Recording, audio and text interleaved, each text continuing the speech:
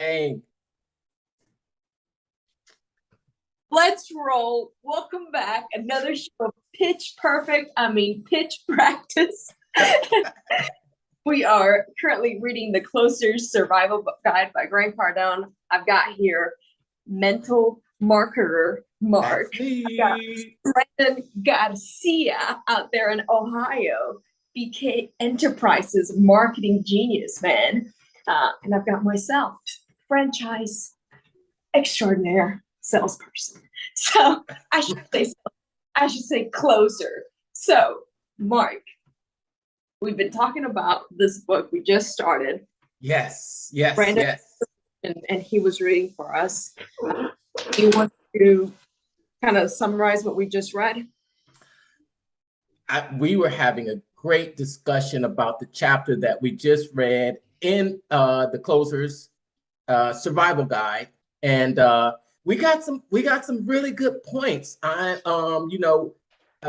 the first half of the book is really last we covered maybe 3 chapters last week, and this week we really only covered maybe 1.5 or 2, but we're really going over the importance of closing and how nothing happens. I'm just going to talk about, like, from the beginning. It was really that we talked about nothing happens until there's a critical exchange, and that happens with the close. And you don't create value. One of the main summaries that I got out of this chapter is that you don't create value by selling, by promoting, by persuading, but you create value once that critical exchange is made and something of value is exchanged. And this is what really makes the world go round. What we were discussing about, where we left off before we came on the recording, and we were just really talking about how we, what were we talking about? A list of the reasons that people will buy from you. And it's typically, those same reasons. And then you were talking about your last few franchisees that you've signed on, Laura, and they'd all been, tell us. Yeah, so Grant has he always says, price is a myth. You need to further qualify like why people buy something. And he talks about how he says, people are always asking, like, is this the right product for us? Should I wait? Is it the right time to buy? Do I really want to do business with this person? Will they support me at the other side of the sale? Would it solve our problem? Will it save our company money? Will it save the product? Will we actually use this? Right? And then saying you need to come up with a list of reasons why people would buy from you, and kind of like what problems they're trying to solve. And I was telling Mark here and Brandon that the number one question I ask when somebody pops into a franchise call, when I'm kind of qualifying and understanding why they would even buy franchise from us, is number one is like, hey, what problem are you trying to solve, right? Because most people come into the call with, like, multiple businesses, and they just have all this stuff, right? So at some point it's like, I found out, the last couple of them that I've been selling, that I've closed on and I've inked, I've really, the major problem is they were trying to, I was like, so what problem are you trying to solve? They're like, well, we're trying to retain employees.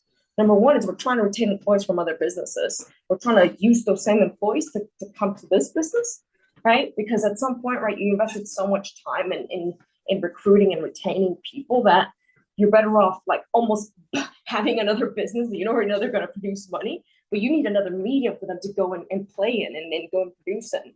So that's I would say that's probably top 1-2 things that happens when people want to buy the franchise, right? The second thing as I found out is a lot of people kind of towards the end of the year, and then on top of last year, right, a bunch of them got a bunch of tax credits. So they got enormous amount of money back that if they don't spend on something, it's tax, almost, I think, 0.5%, half of whatever they got.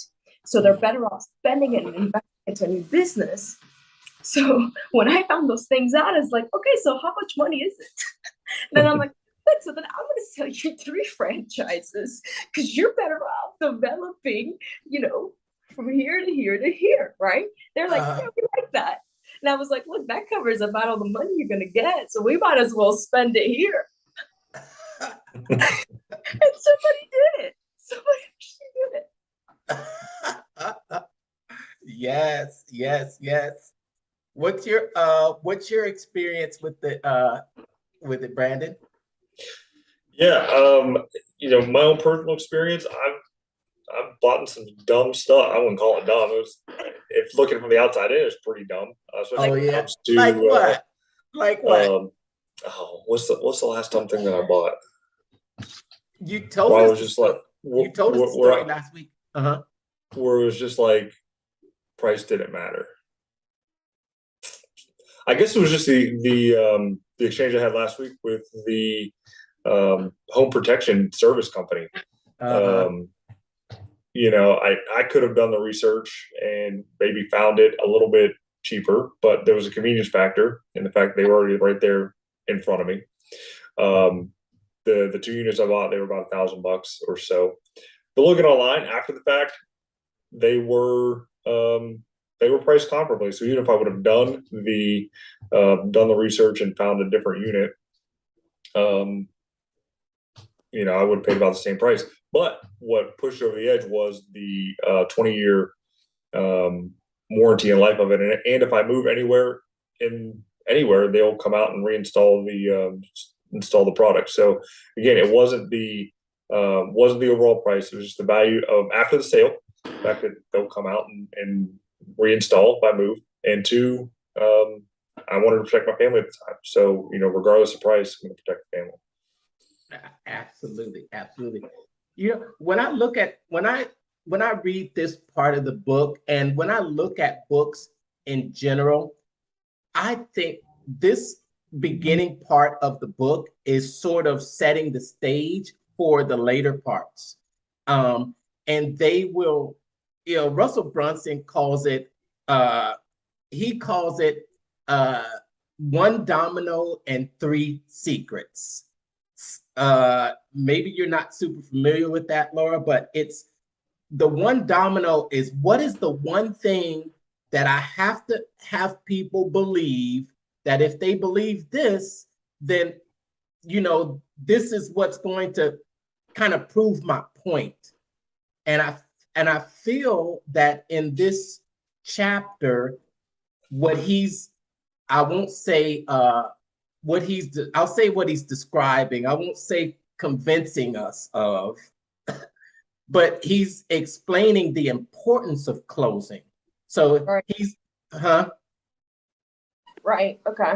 He's explaining the importance of closing so that he can make his points later on in the book. But he's making very good points, and he tells stories that support that argument. When he makes these really bold statements about you either close or you're closed on. And then he also says that, I like the example where he talks about when you come home and your child's asking you what type of day you had, they're not asking if you had a great presentation, and they're not asking if the other person nodded yes or they looked at you. They're asking you one simple thing. They're saying to you, Dad, Mom. No, Mark. They're saying, did you deliver the goodies? Exactly. Did you close the deal? And what's after that? What's after that, Laura? Yeah, the after that is like, hey, I want to make my family proud. I want to be proud of myself, and I want to make people around me proud. Yes, and you either closed the sale or you didn't. You either closed it or you didn't. I think this chapter's this whole book is just really opened up I'm having fun with it because we've been talking all week leading up to this about experiences we've had. And Laura, and it's funny because you too, Brandon, you both sent me videos to look at this week of Grant. Brandon, what video did you send him? I don't remember, honestly. It was an old interview with Russell Brunson when Expert Secrets was being released. It was about 30 or 40-minute interview where Grant was pitching Russell's book, Expert Secrets, and being an affiliate for Russell because they had their own special link. So anybody that went to that link, then Russell sold a book, but Grant got the money. So it was neat in seeing them drink each other's Kool-Aid, so to speak. Russell's Dream 100, Grant Cardone, was on his list. So he eventually got in front of them. And it was the other way around as well. Grant saw this young kid kind of coming up and doing something crazy and growing quickly. So he wanted to get in front of them too. And, even during the interview was saying that I'm learning from you as much as you are learning from me. So there's a huge amount of value in that call. Just kind of watching two titans of the industry kind of get together and talk about telling stories and closing, so to speak. Because Expert Secrets is all about the close as well, and how you tell the story to move people along their own customer journey by creating that mass movement and getting everybody on board with you and creating your herd, so to speak. Yeah, a funny part in that interview was Grant telling Russell, do you even get on the phone? Because Grant is old. Grant is phones. Phones. Get on the phone. Yes. Grant is get on the phone, and Russell is Grant was like, I don't understand you internet guys. Yeah, but Grant also says this thing a lot. He's like, he calls it like martial arts, but like mixed martial selling, closing. So like he's like, you never rely on one thing. Don't rely on the phone. Don't rely on the emails. Don't rely on the funnels. Like, do it all. Like, if you're gonna actually build the business and if you're gonna go close a deal, sometimes you need to hit people at different wavelengths until they see that you're real. Yes. The video that you sent, Laura, we put that in the group chat, but I watched that video, and that was all the time. You watch it all the time? But you seen that one? It's Grant, like it's very old one. It's maybe like 10 years old, and it's Grant at his old office in I think San Diego, somewhere in California, where he's like he wants to do a show for UK TV, so he's doing like a quick kind of like video to show them what he can go and do to show businesses how to scale and how to grow, right? He's like the executive, meaning like you need to go in there and you need to like freaking like pump the room up and you need to jump into calls. And I mean, literally a bunch of salespeople are like, okay, great. Like, all right, good. So you want us to follow up with you again, like in a month. And then Grant's like, let me take that. It's like, Carlos, this is Grant Cardone. The Grant Cardone? No. Carlos, you didn't call me. You didn't call us here to like call you back. Like, what problem are you trying to solve? And then he's like, Carlos, let's do this. This is the right problem. How much money do you spend in marketing? Like, I don't know, like $25,000 a month. Does it work? He's like, I don't know. But like, well, I know this. This is gonna work. Like, and he goes into like telling the guy, and then he's like, let's do this. It's the right product. It's the right time. You called us for a reason. You're trying to fix a problem. Like, and he goes into all these, like, let's do this. Let's roll. And then the guy's like, oh, Jesus Christ, fax me a contract. That's the best part. He's like, you pulled my arm.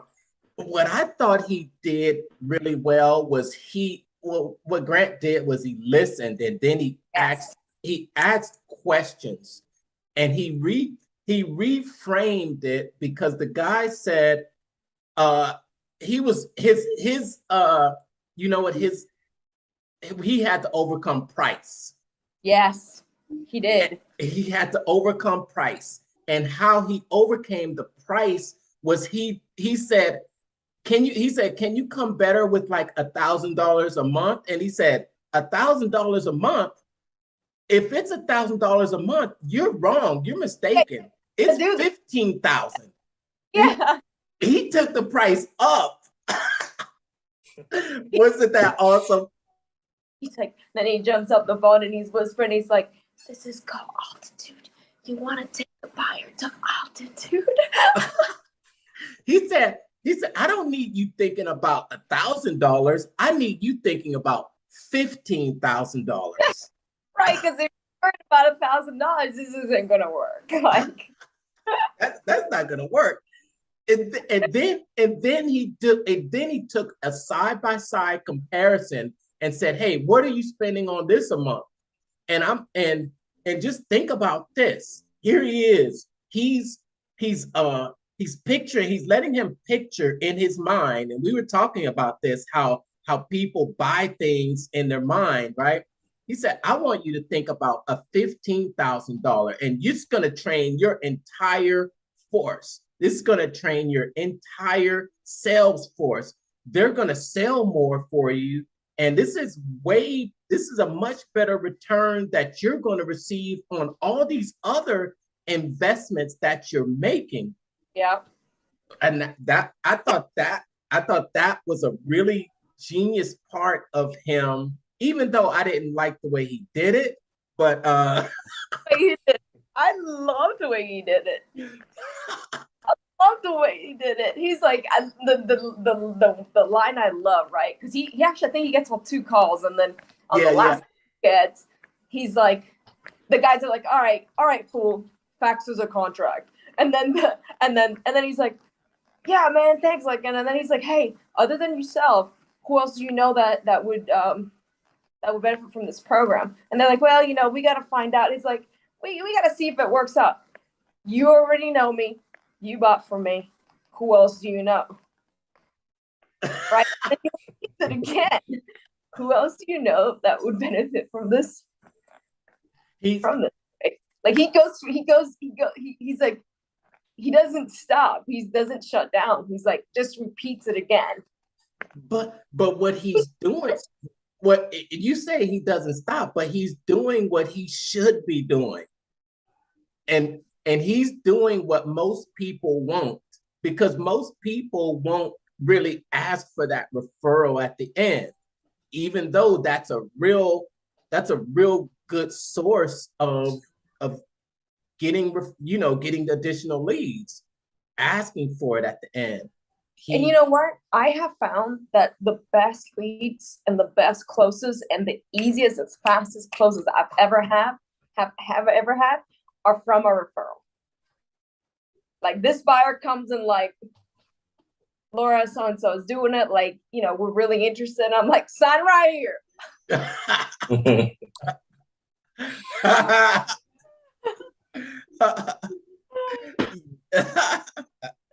Oh yeah, I mean, referrals are great. They should be asked for every after every sale. Even though you met them 5 minutes and they said yes, they should be asking, who do you know that would benefit from this? And I can tell you from the last pitch that I had, they didn't ask, and I was kind of surprised about it.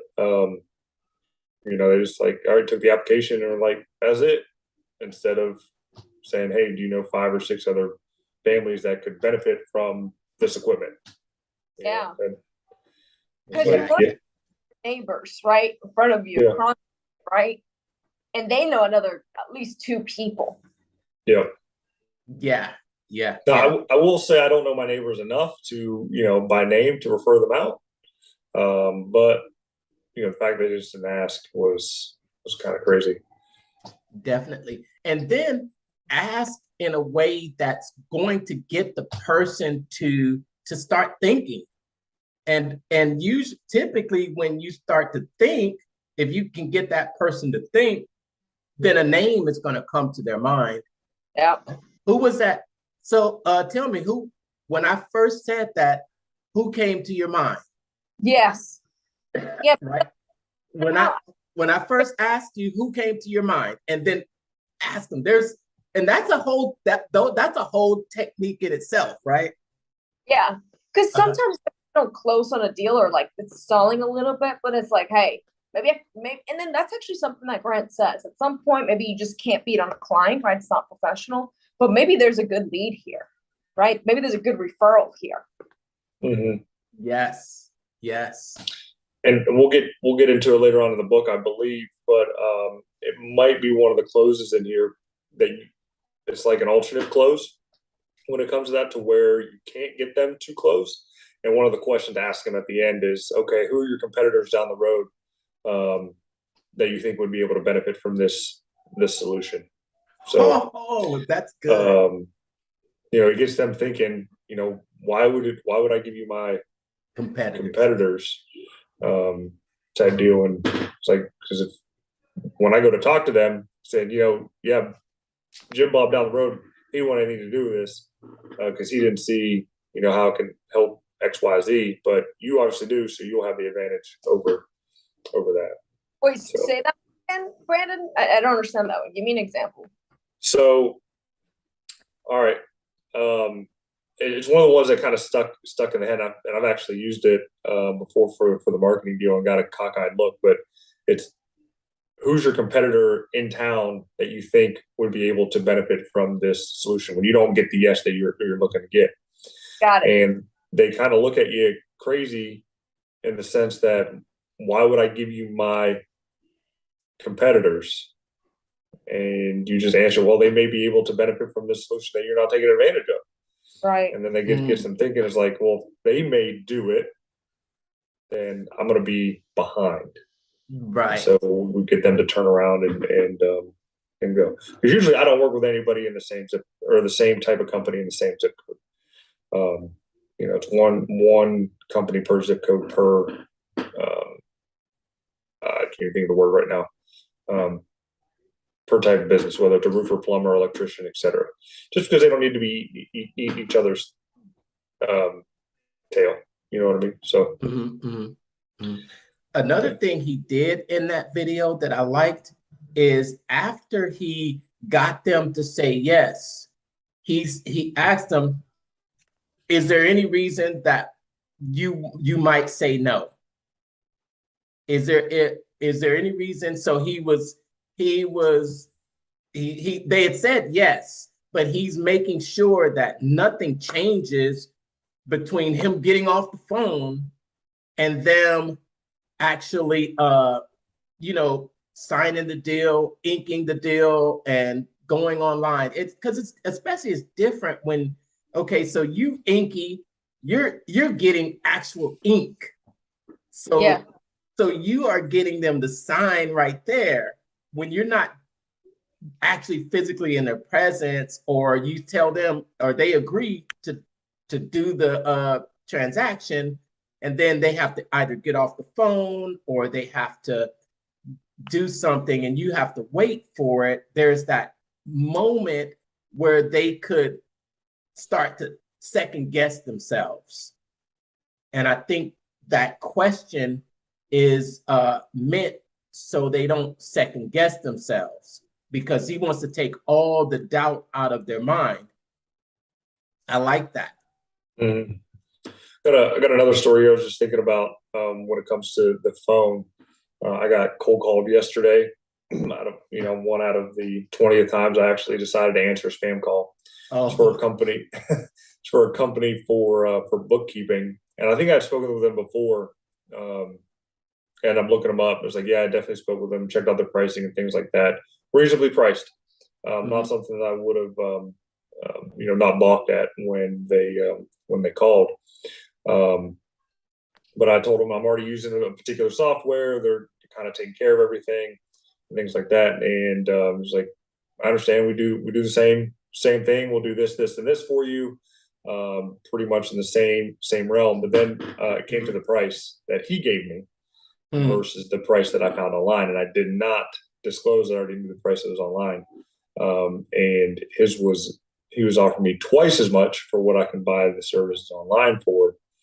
And my excuse to him was, I don't feel the disruption is worth changing the price, and he just left it at that and didn't try to pursue the close any further. He tried twice, so he was like, "This price, okay, I'll lower it $25." And I was like, "Well, for $25, it's not worth the disruption of changing it over." And he just left it at that. Two reasons why I didn't continue to go with it, because I could have easily done with it, is one, their pricing was not consistent from what was online to what he had called to pitch me. And two, he was too weak on the phone.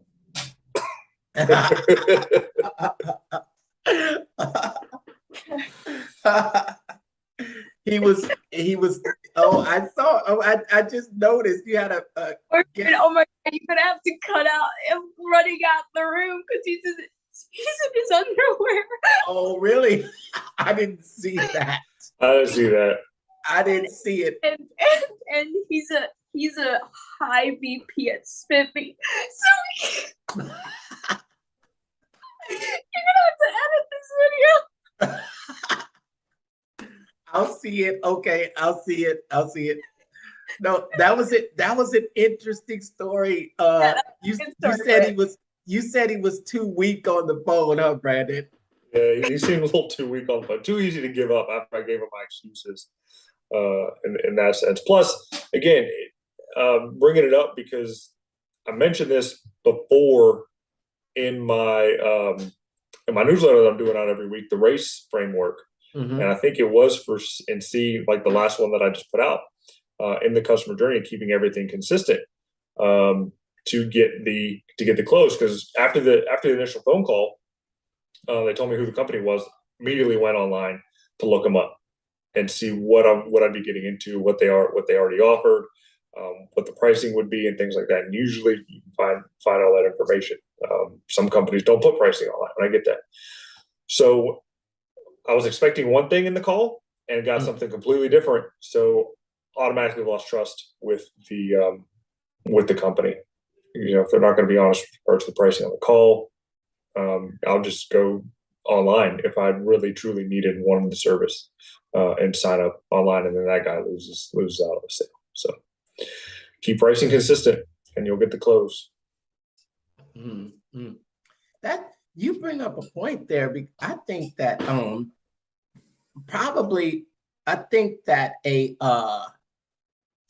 the commitment to selling skills, I think it's lacking out there.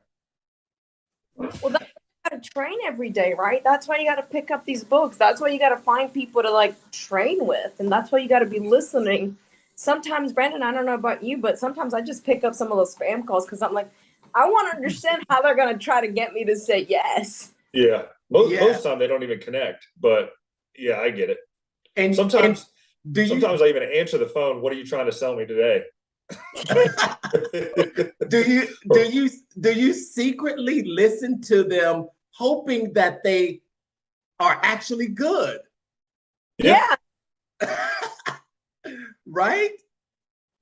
You listen to them and think, okay, how are they going to pitch me? And then you'll grade them based on on how they try to pitch you. Yeah. I mean, I give the guy C+, you know, but he immediately went to discount when I said no. And it was like, well, could have just came at me with that offer anyway, you know. And why'd you have to discount it now? Is it not good enough at the previous price? You know, so it's just those little things, and we all tend to fall into it. You know, I'm guilty of it, especially when it came to selling cars. You know, immediately hop up when I get the first no, to go try to either get a lower price or you know, take a breather for a minute to walk away to figure out what to come back with to get them to close the original price. And sometimes it's just the game, you know, you're going to be going through, you know, you hit them up and then discounted here and make them feel like they win and just move on with it. You know, that's taking the easy way, the path of least resistance, and you know, sometimes that path should not be taken.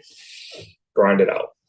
Yeah, yeah. So sales and closing is not really a straight line. Why do we love it so? It's a game, and we're It- bored. We need Laura? excitement. It's an adrenaline rush. You know, I think as a society as a whole, we live a pretty passive life. Everything is right here in front of us, at our fingertips, and we can get it. And sometimes that human interaction there of working through something, and that internal external struggle is what makes us feel like we're alive, I guess. Yes. Laura? Yeah, I was gonna say the number one reason the whole sales process and everything being involved in sales and marketing is it's almost like it's this hunting thing we have in us. It's like this DNA level of like I need to go and conquer something. It's like now I just gotta conquer things with my words and with how I present something. And I will say it's playful with it. You gotta make it your own, right? Like none of us are gonna sound like Grant. None of us are gonna sound like Russell Brunson, but we are gonna sound like ourselves. And if we have some of those tools and we can have some of those patterns, right? Intelligence is just patterns. Mm-hmm. So if we have patterns of what it looks like, feels like, sounds like to be a closer, Mm-hmm. then we can kind of groove into it with our own kind of style, you know? Yes, yes. I see it as as any other profession that you can perfect, and you start to go along and you start to pick up different tools, and you put these different tools into your toolbox to accomplish the job. Yeah. Our tools are our words, body language, and that's what I love about it. If we were electricians, you know, you learn the craft of being able to you know, solder things together, but then you learn how to do it better. You get these tools that allow you to you know, solder things faster, and that's what I love. And we're like you know, we're like and it always helps us too, because we become better people as we start to learn better techniques. Yeah, yeah. So we are just Yeah, and then you know what? The number one thing is that I told myself like 2 to 3 years ago is like I'm gonna work on all the things that I could take with me, no matter what, right? I can take everything that I put into my brain, regardless of the economy, regardless of like you move me to freaking Mars tomorrow, regardless of the weather, right? Then that's why like Grant has this giant thing that he says like you create your own weather, right? You gotta take these things that nobody can take away from you, and that's why training is important, because you'll take these things wherever you go. mm-hmm. So like, for myself, I'm gonna work on everything that's intangible that I can take everywhere I go, right? That's relationships, that's communication skills, that's learning how to be a closer, that's learning patterns on how to create life. Yes, yes. And that's what we're doing right here. Our time is winding down. It always goes by so quickly, but we're getting so much out of this. And everyone out there, if you're following with us, I'm happy to have you with us. So as we close up, we're just finished with the summary of this chapter, and then we're gonna have to say goodbye. We're gonna have to edit this one. Gosh, Laura, keep your boyfriend's clothes on, will you? What can I say? I'm a closer. So throw a nice big bow on this chapter for us, Brandon. What we've gone over today.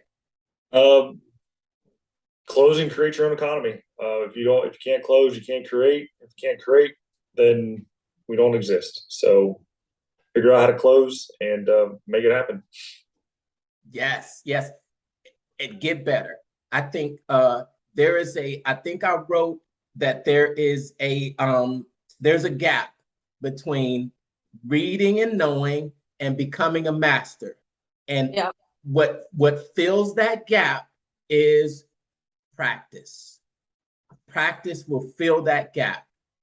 Continue to practice. And we're going to be practicing a lot, guys. You guys are going to get tired of hearing from me. We should one of these pitch practices, right? Whenever when we get to the pitches, we need to immediately think of like 1 or 2 people we can reach out to in the next minute or 2, whether it's text, call, or email. Probably text and email, just because we're on here.